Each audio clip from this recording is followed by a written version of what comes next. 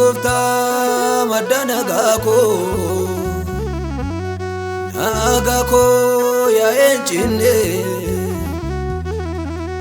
aftater tatilamiko lamiko sanangane karavi dacharakina wakayo sinagargare kanava makake farsa sinubsu ani dandae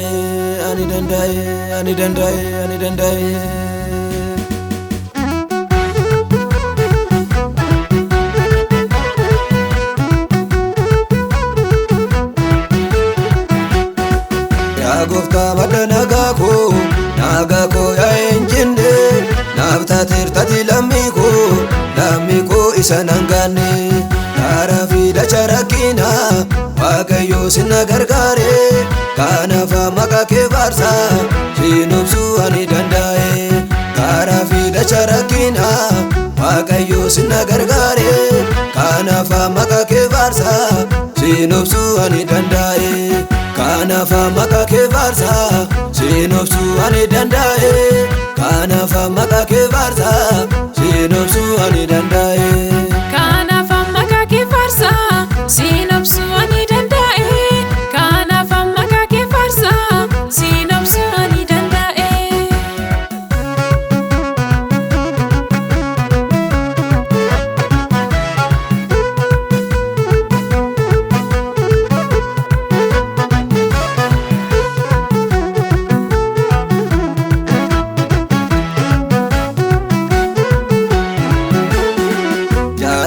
gara golgota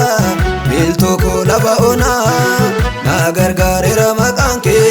sifano galatan kenna nan arge ani argake otonni lafa naqasu naanodha olman kenarra farfanna sitten hirrisu nan arge ani barruke otonni lafa naqasu naanodha olman kenarra galata sitten hirrisu naanodha olman kenarra farfanna sitten hirrisu naanodha olman kenarra ilile sitten hirrisu naanodha tolli kenarra galata sitten hirrisu naanodha olman kenarra oguba sitten hirrisu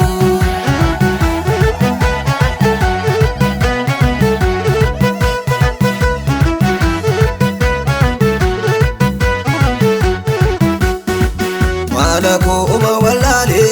kafane abdi kutade maltate ati muchako sifano lubuko lade jette tunati dubbate amile konaf jimsite kalani suma fatau duwa ko suma tugute jette tunati dubbate amile konaf jimsite kalani suma fatau duwa ko suma tugute galani suma fatau hirruko suma tugute kabajni suma fatau duwa ko suma tugute ilille suma fatau hirruko suma tugute kabajni sifa bayatu duwa ko suma tugute ya gofta madana gako ya enjinde naftatir tatilamiko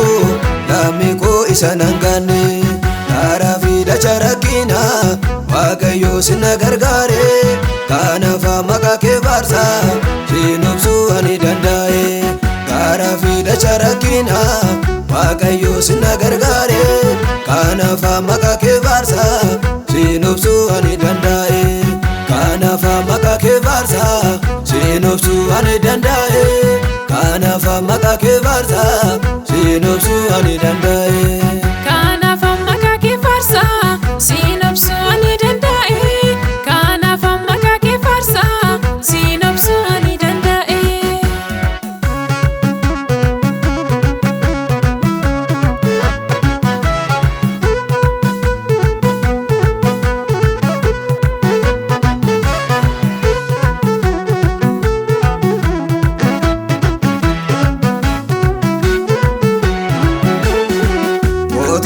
ati innumne wakayo gara jiruko